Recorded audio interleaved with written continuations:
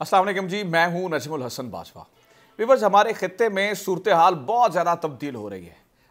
दिनों में पहले ये सूरत हाल जो है वो सालों में तब्दील हुआ करती थी। पूरी जो है वो फोर्सेस अपना हिकमत अमली अपनाती थी, फिर उसके मुताबिक स्ट्रेटजीज बनती थी और साल हा साल बदल जाते थे, साल हा साल लग जाते थे किसी भी हिस्से की सूरत हाल बदलने में। लेकिन अब ये दिनों में तब्दील हो रही है और ताज़ा तरीन सूरत हाल ये है कि पर्शियन गल्फ में ईरान की हुक्मरानी कायम हो चुकी है। ईरानी जहाज़ वहाँ के समंदरों पर राज कर रहे हैं और अमरीकी जहाज़ वहाँ से भाग निकला है। और इस वजह से पूरी की पूरी सिचुएशन अगर हम देखें, पूरे इलाके की सिचुएशन देखें जिसमें मुख्तलिफ कंट्रीज आती हैं, तो उन सब की पोजीशन दिन ब दिन तब्दील होती चली जा रही है।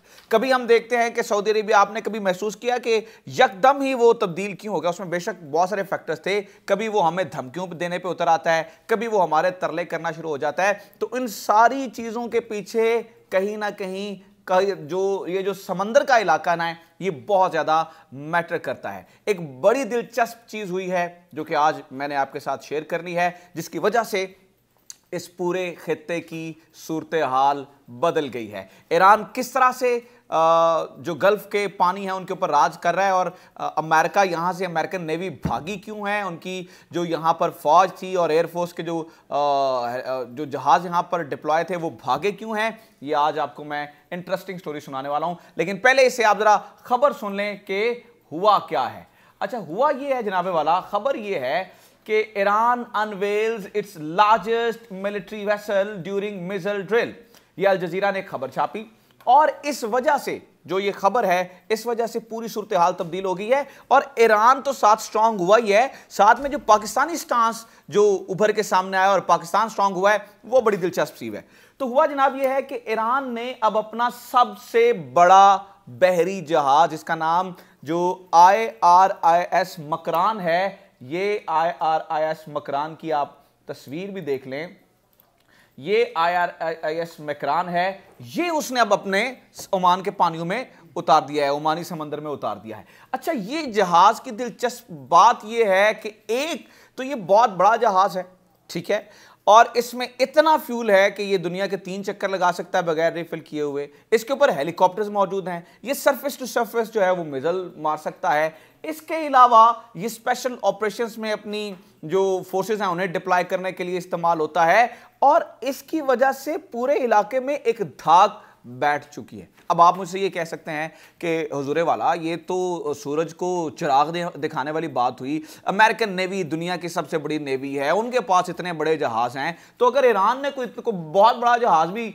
बना लिया है तो उससे अमेरिका को डरने की कौन सी बात है? या आप ये कैसे कह सकते हैं कि जनाब अमेरिकी नेवी जो है वो डर के भाग गई है? तो हकीकतन ऐसा ही है।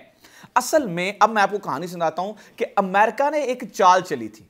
उसने चाल ये चली थी, जो पर्शियन गल्फ है, खास तौर पर ये जो स्ट्रेट ऑफ हार्मोज का इलाका है, ये बड़ा इंपॉर्टेंट है। इसकी मैं आपको बताता हूं कि इसकी इंपॉर्टेंस क्या है। यहां पर जो स्ट्रेट ऑफ हार्मोज है, यहां से इन इलाकों से, यानी कि यहां से दुनिया का आधा तेल इन्हीं इलाकों से निकलता है।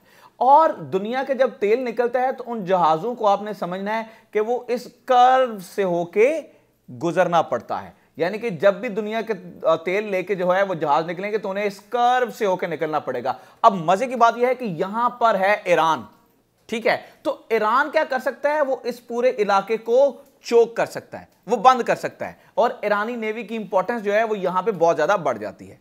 अब अमेरिका ने इस पूरे खित्ते को कंट्रोल करने के लिए और इस यहां पर ईरानी तसल्लुत को कम करने के लिए और इसके साथ साथ चाइना को धमकाने के लिए, अफगानिस्तान में अपने फौजों को सपोर्ट करने के लिए यहां पे इधर एक जहाज खड़ा किया था और वो बहुत बड़ा जहाज था, पूरा फ्लीट था, उसका नाम था निमिट्स, ठीक है। निमिट्स एक यूएस एयरक्राफ्ट कैरियर था और ये यूएस एयरक्राफ्ट कैरियर हॉन्ट कर रहा था इन तमाम मुल्कों को जो इसके इस खत्ते में आते हैं।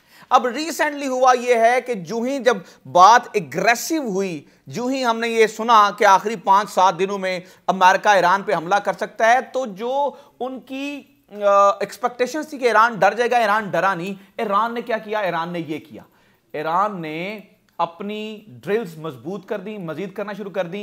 ये यहां पर अगर मैं आपको दिखाऊं, एक और खबर है, अंडरग्राउंड मिसाइल बेस बना ली, यहां पर मिसाइल लॉन्च करना शुरू कर दिए। इसके अलावा उन्होंने अपना सबसे बड़ी जो अनमैन्ड जो व्हीकल्स हैं उन्हें मैदान में उतार दिया। इससे वहां के जो अमेरिका के जर्नैल हैं वो दो हिस्सों में बंट गए और उन्हें इस चीज का अंदाजा था कि कहीं यूएस के जो डोनाल्ड ट्रंप है इसके एडवेंचर में हम एक पूरी फुल फ्लैज वॉर में ना चले जाएं, जहां पे हमें दोबारा 20 साल जो है वो रहना पड़े और फिर जो है वो हमें, जैसे अफगानिस्तान में हमें ठुड्डे पड़े हैं, इसी तरह से ठुड्डे हमें यहां पे पड़े।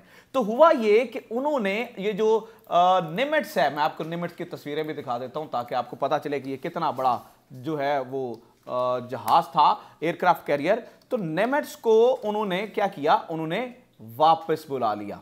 ठीक है, जब ये देखिए ये एयरक्राफ्ट कैरियर है, ठीक है, ये इसकी सारी तस्वीरें और वीडियोस हैं, ये बहुत बड़ा एयरक्राफ्ट कैरियर है। तो इससे क्या किया, अमेरिका ने वापस बुला लिया क्योंकि अमेरिकन जर्नैलों को ये पता था कि ये जंग छिड़ने वाली है। अब जो ही ये वापस गया तो दोबारा आप इसी तस्वीर को देखें, इस सारे इलाके में ईरान की हुक्मरानी कायम हो गई। ये जो जहाज मैंने आपको बताया IRIS मकरान, फिर ईरान ने इन्हें इससे जो है अनवेल करके समंदर में उतार दिया। अब यूएस यहां पे मौजूद नहीं है, ईरान यहां पर अपने जहाज उतार चुका है। तो हुआ क्या, होना यह है कि जो बाकी इस खित्ते के मुल्क हैं उन्हें, जो कि अमेरिका पे डिपेंड कर रहे थे, यानी कि आप देखिए सऊदी अरब की सिक्योरिटी सबसे बड़ी इसी निमिट्स के साथ थी। ये जो निमिट्स यहां पे खड़ा था इसकी बड़ी ज्यादा रिस्पॉन्सिबिलिटीज थी। तो सऊदी अरब को अब खतरा लाहक होना शुरू हुआ। तो पिछले दिनों में आपने देखा कि जो सऊदी अरेबिया पाकिस्तान को आंखें दिखा रहा था, अब उसे अपनी असलियत हकीकत मालूम होना शुरू हुई। फिर दोबारा जो है उसने पाकिस्तान के तरले शुरू किए हैं। और मैं बार बार अपनी वीडियोस में इस वीडियो को दिखाता हूं क्योंकि जितनी दफा देखते हैं उतनी दफा मजा आता है इस वीडियो को देखने का, कि ये सफीर जो हैं वो पिछले दिनों में वज़ीर आज़म इमरान खान से मिले।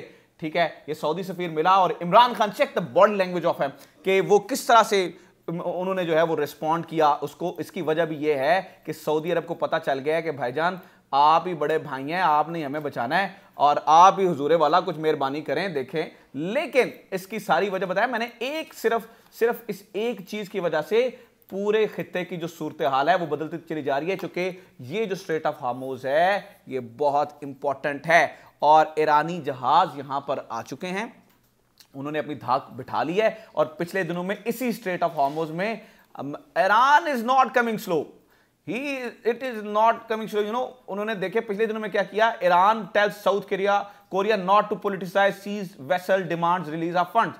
पिछले दिनों में इन्होंने क्या किया, इन्होंने जनूबी कोरिया का जहाज रोक लिया यहां पे और बस बदमाशी। अब जनूबी कोरिया बहुत बड़ा, आप समझे, इत्तेहादी है अमेरिका का, और रोक लिया उन्होंने कहा आपने हमारा $7 बिलियन देना है, दें पहले वो।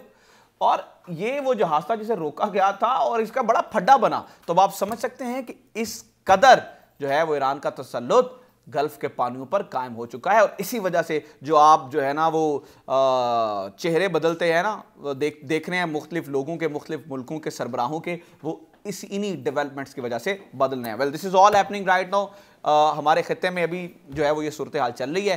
तो कहा यह जा रहा है कि अभी भी, चूंकि अमेरिका में अब डोनाल्ड ट्रंप को अपनी पड़ी हुई है, लेकिन कहा जा रहा है कि फिर भी अगले 7, 8, 10 दिन जो है वो बहुत इंपॉर्टेंट है। सो लेट्स सी, क्योंकि Iran is not coming slow. So देखते हैं आगे जो है वो क्या होता है। अगर आपको हमारी वीडियो इन्फॉर्मेटिव लगी है, अगर आपको इसमें से इन्फॉर्मेशन मिली है, तो डू लेट मी नो। नीचे जाएं, कमेंट सेक्शन में कमेंट जरूर करें, हमारी वीडियो ज़्यादा से ज़्यादा शेयर करें और हमारे चैनल को सब्सक्राइब जरूर करें। Thank you very much.